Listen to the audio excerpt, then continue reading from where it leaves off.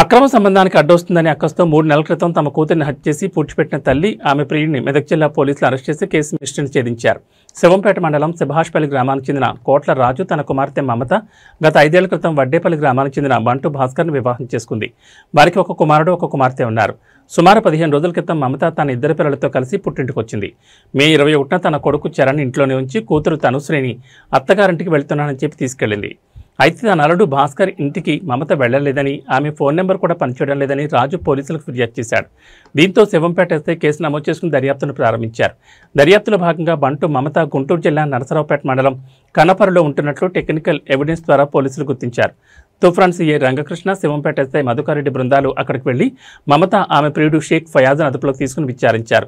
విచారణలో వాళ్ళిద్దరూ కలిసి అక్రమ సంబంధం కొనసాగిస్తున్నారని, రాత్రి సమయంలో కూతురు తనుశ్రీ ఏడవడం వల్ల తమకు ఇబ్బంది కలుగుతుందని తెలిపారు. అడ్డు తొలగించుకోవడానికి జూన్ 4న రాత్రి సమయంలో తమ వద్ద ఉన్న గుర్తు తెలియని మోటార్ సైకిల్పై సుభాష్పల్లి గ్రామం శివార్లోని కొత్తకుంట వద్దకు తీసుకొచ్చారు. చుట్టుపక్కల ఎవరూ లేనిది చూసి ఇద్దరు కలిసి తనుశ్రీ గొంతు నుండి చంపేసి కాలువకట్లో పాతిపెట్టినట్లు ఒప్పుకున్నారు. నిందితుల నుంచి కార్బన్ కీప్యాడ్ ఫోన్ను పోలీసులు స్వాధీనం చేసుకున్నారు.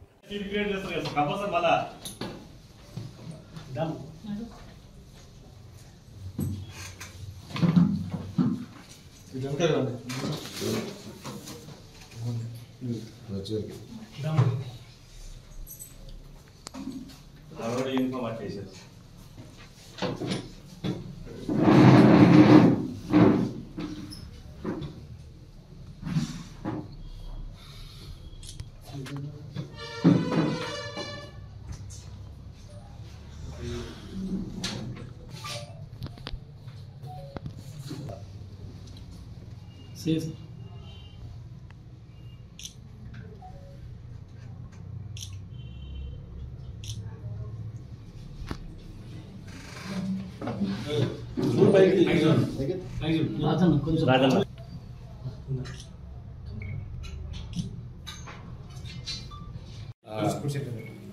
గత మే నెల 27వ తారీఖు నాడు మా శివంపేట పోలీస్ స్టేషన్ పరిధిలోని సుభాష్పల్లి గ్రామం నుంచి రాజు అని చెప్పేసి ఒక వ్యక్తి తన కూతురు మమత, మనవరాలు 2 సంవత్సరాల అమ్మాయి మిస్ అయిందని చెప్పేసి కంప్లైంట్ ఇవ్వడం జరిగింది.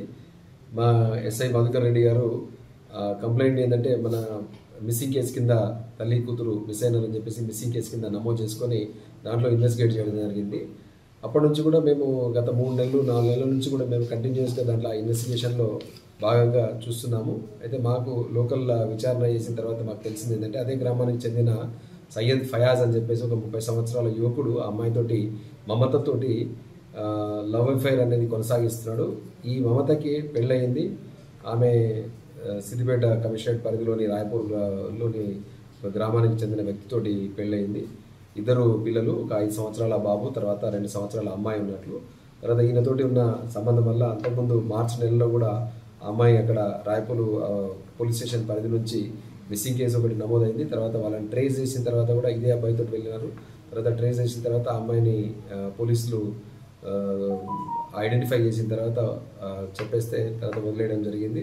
తర్వాత తల్లిగారింటికి వచ్చిన తర్వాత ఈ అమ్మాయి కూతురుతోటి ఇతనితోటి వెళ్ళినట్లు మాకు పూర్తిగా బలమైన ఆధారాలు మాకు లభించినాయి. తర్వాత వాళ్ళ ఫోన్లు స్విచ్ ఆఫ్ ఉండడంతో మిగతా టెక్నికల్ ఎవిడెన్స్, మిగతా ఆధారాలతో మేము ప్రయత్నం కొనసాగిస్తున్న క్రమంలో మాకు కొన్ని సాంకేతిక ఆధారాలు ఏంటంటే అక్కడ వాళ్ళు నరసరావుపేటలో, గుంటూరు ఆంధ్రప్రదేశ్ సంబంధించిన నరసరావుపేటలో ఉంటున్నట్లు వాళ్ళ ఆచూకీ అనేది మాకు తెలవడంతో సిఐ రంగకృష్ణ ఆధ్వర్యంలో తర్వాత ఎస్ఐ గారు మధుకర్ రెడ్డి అనే టీము అక్కడికి పంపించడం జరిగింది.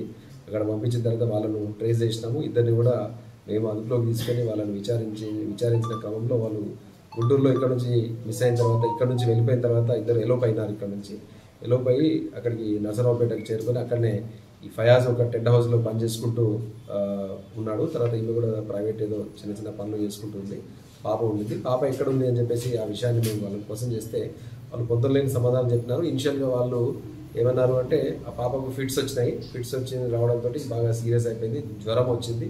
ఆ క్రమంలో ఆ పాప చనిపోవడం జరిగింది. అక్కడనే బాడీని డిస్పోజ్ చేసినామని అన్నారు. కానీ మేము దాన్ని నమ్మశక్యంగా అనిపించలేదు, వాళ్ళ మాట తీరు, బాడీ లాంగ్వేజ్ను. దాంతో వాళ్ళను మేము శివంపేటకు తీసుకొచ్చిన తర్వాత విడివిడిగా సిఐ తర్వాత ఎస్ఐ గారి ఆధ్వర్యంలో వాళ్ళ టీమ్స్ అన్ని కూడా విడివిడిగా వాళ్ళను మేమంటే సుదీర్ఘంగా విచారణ చేసి తర్వాత మా దగ్గర ఉన్న సాంకేతిక ఆధారాలతో సరిపోల్చుకోవడంతో ఆఖరికి వాళ్ళు ఎట్ లాస్ట్ వాళ్ళు కన్ఫెస్ అయినారు. ఏం చెప్పినారంటే దీంట్లో ఈ పాపని ఇక్కడ నుంచి తీసుకెళ్ళిన తర్వాత గుంటూరులో నర్సరావుపేటలో ఉన్న దగ్గర ఏంటంటే ఆ పాప తరచుగా ఏడవడము, తర్వాత బయటికి వీళ్ళు వెళ్ళే క్రమంలో కూడా పాప అనేది ఒక ఇబ్బందికరంగా ఉంది. అంటే పాప ఒక అడ్డులాగా వాళ్ళకు తయారైపోయింది. ఈ అడ్డును తొలగించుకోవాలా, పాపతోటి ఒక న్యూసెన్స్ లాగా వాళ్ళు ఫీల్ అయిపోయినారు. దాంతో ఆ అమ్మాయిని ఎట్టి పరిస్థితుల్లో అడ్డు తొలగించుకుంటే అయిపోతుందని అనుకున్నారు. అయితే అడ్డు తొలగించుకోవాలని అనుకుంటే అక్కడ ఆ ఏరియాలో అడ్డు తీయాలి అనుకుంటే బాడీని డిస్పోజ్ చేయడం కానీ, తర్వాత తీసుకుంటే ఎవరికైనా అనుమానం వచ్చేసి తెలియని ప్రదేశం కాబట్టి ఇబ్బంది అవుతుందని చెప్పేసి తమకు తెలిసిన ప్రాంతం కాబట్టి తిరిగి వీళ్ళు జూన్ 4th నాడు ఒక పల్సర్ బైక్ను కూడా మిర్యాలగూడ ప్రాంతంలో ఈయన కొట్టేయడం జరిగింది. ఆ పల్సర్ బైక్ మీద శభాష్పల్లికి అందరూ రాత్రిపూట ఇక్కడికి వచ్చేసి పాపను వస్తున్న క్రమంలో శభాష్పల్లి ప్రాంతంలోనే పాపను బలంగా ఛాతి మీద కొట్టి ఆ తర్వాత గొంతును తర్వాత పిసికి చంపేయడం ఇద్దరు కలిసి చేయడం జరిగింది. చేసిన తర్వాత శభాష్పల్లి గ్రామంలో వ్యవసాయ పొలాల్లో ఒక కాలువ ఉంది. ఆ కాలువ పక్కన వాళ్ళు అక్కడ తీసుకొచ్చిన పొలాల్లో ఉన్న ఒక పార తీసుకొచ్చేసి తవ్వి అక్కడ అమ్మాయిని పూడ్ చేసినారు. ఒక స్కార్ఫ్లో కట్టేసి పూడ్ చేసి మళ్ళీ వెంటనే ఇక్కడ నుంచి వాళ్ళు ఇద్దరు వెళ్ళిపోవడం జరిగింది. అదే రాత్రి ఆ వెళ్తున్న క్రమంలో కూడా 2-3 దొంగతనాలకు వీళ్ళకి ఏదైనా బైక్ అఫెన్సెస్కి ఇతను పార్టిసిపేట్ చేసినాడు.